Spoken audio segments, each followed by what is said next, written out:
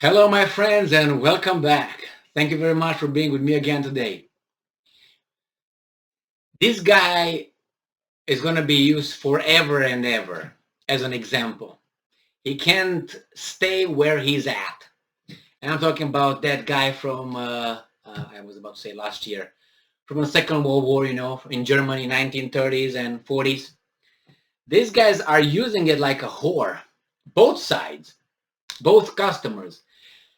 When this thing in Ukraine started on the 24th of February 2022, I predicted that in about 2 weeks from mildly starting to uh, compare Vladimir Putin and his country and his leadership with Adolf Hitler, in 2 weeks they will make it equal and it's going to be the same way. They're going to have the same way. Hitler and Putin the same, which they did earlier than I expected.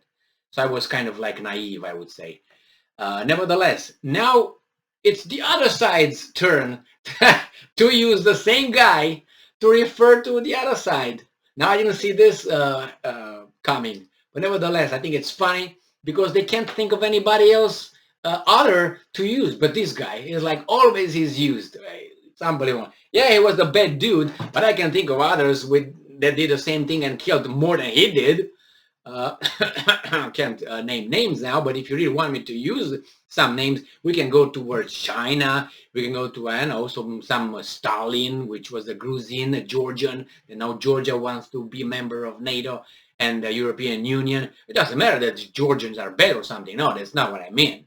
That he was Georgian. No, I'm just saying he was not Russian. The same, go to Mao Zedong and other people in that area and see in the communist system how many people died over there in the name of communism. So it was what, about 80 million, 80, 90 million, something like that. So anyway, let's go and see what's going on here with this comparison. It comes from Ukrainska Pravda and it comes from today, Friday, 24th June of 24th, 2022.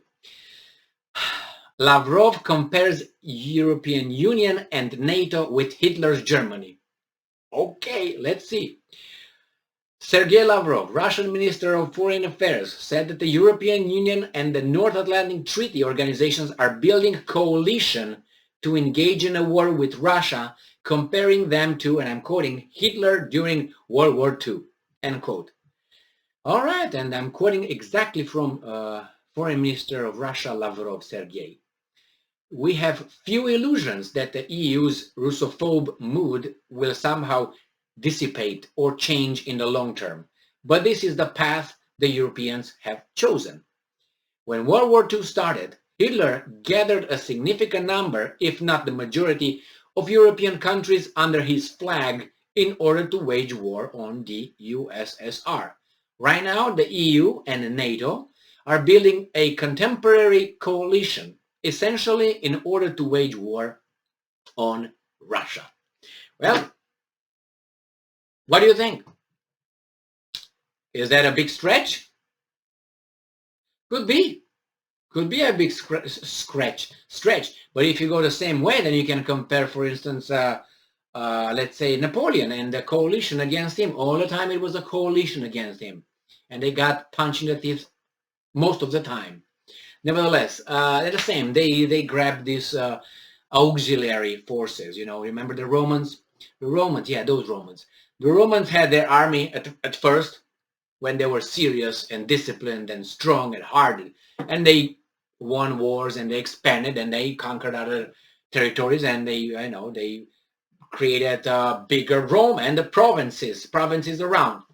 Now, when they got provinces, they started employing auxiliary people. Not only that, armies, which were mercenaries from other areas, and they were not Romans. They were, Scythians, Thracians, and other kinds. And they were usually they were worse prepared for the war. They were less disciplined. They were committing more, if you know what I mean. So if he was about to destroy a city and flattening out, they were sending the auxiliary forces first to protect theirs as well. So they were sending these, guys. So it seems like here, not seems, it's been like this forever when these countries, got auxiliary forces, which let's start with Germany, for instance, right? I'm not going to go to First World War. I go to Germany, Second World War. Yes, it's true that they said, you're going to be with us or we're going to conquer you anyway. That's the Romania, for instance. That's Hungary. Some countries just volunteer to participate in as auxiliary forces and to the Roman Empire, which was at that time, let's say, Germany. Then on the other hand, the same way. They tried, as the Americans got together with the British, the Australians, the New Zealanders, the Canadians, and then they got the Russians. They were allies. They were allies. Russia was allied with Great Britain and the communist Russia, the criminal, not Russia, sorry, Soviet Union. The criminal Soviet Union was allied with the democratic, how do you call it, Great Britain and Canada and United States of America. Why? Even though the communists attacked Poland the same way Germany attacked Poland, the same way, no difference. But they became allies. Can you imagine that? Did they ask Stalin to give them back half of Poland? No. Why not? Because Uncle Joe was liked by Mr. Polio Roosevelt, right? That's how it was. Nevertheless, let's go back to this. There was a coalition when Germany invaded Soviet Union. It took everybody they could, everybody, and then they had the SS. Remember the SS, and they had different foreign SS. They were British fighters from fought for SS in when it was turned into an army, fighting in the West, in the East. I'm sorry, what the I'm talking about in the East against Russia. Remember when the Russians came with the front around Berlin, do you remember what SS Truppen were over there defending the bunker, and the last troops were over there? Were not German. They're not German. They were not Germans. They were foreigners. Can you remember what country it was? Well, look into it. I'm not going to give you the answer just like now. I'm going to make you do 2 clicks, all right, and find out they were foreigners defending it.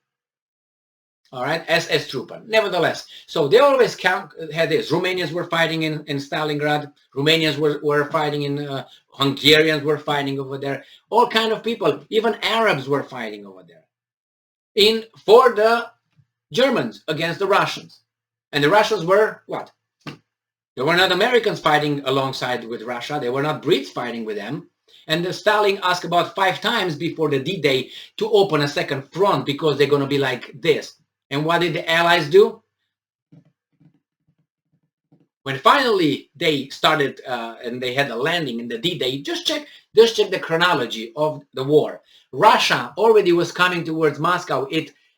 Jesus Christ, Berlin. It was already liberated all the entire Soviet Union's territory coming towards Berlin. That's why those guys, my God, Stalin is going to take the entire Europe. We got to come. They didn't need them. The Soviets did not need them. 90% of the German army was on the East Front. 10% were waiting over there on the West Front, where the D-Day was. So the D-Day and that landing had to do with 10% of the German army unprepared over there. And the guys were doing the heavy lifting. They say, we got to meet them in the middle somehow. Otherwise, these guys are going to never stop. And they stopped over there where they said they will stop, right? So yeah, there was a coalition of Germans going over there. But nevertheless, I don't know. I think he's just using that as, again, just to rile up things and, point fingers back and so on.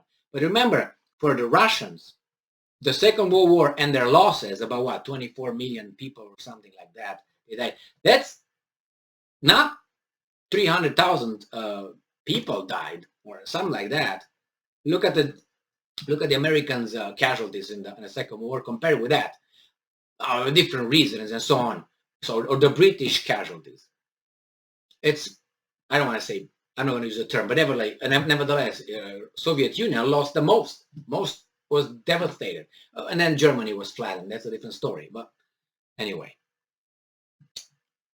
So they, in their memory, the Great War, the Second World War, that they claim they won, they really believe in it. They really believe it. Why? Because they didn't need the landing. D-Day was an extra, like you have an extra pair of balls. You don't need them. 2 is good enough. The same here. You don't need, and it was not 2. Let's say one maybe half of it. You didn't need another front. The Russians, the Soviets did not need another front. No. I'm sorry. I'm sorry, guys, but there's history. Go check it out. Check it out. Go check and see where the Russian Soviet Union's army was at the time when the D-Day occurred. Just see where it was and where we're coming. And they were going with the 5th gear towards Berlin. Would it have been longer? Probably. But nevertheless, thank you very much for being with me again today. I didn't say that to insult anybody. It's just facts. Facts don't care about our feelings. Stay strong, stay smart, look for the truth, and be just.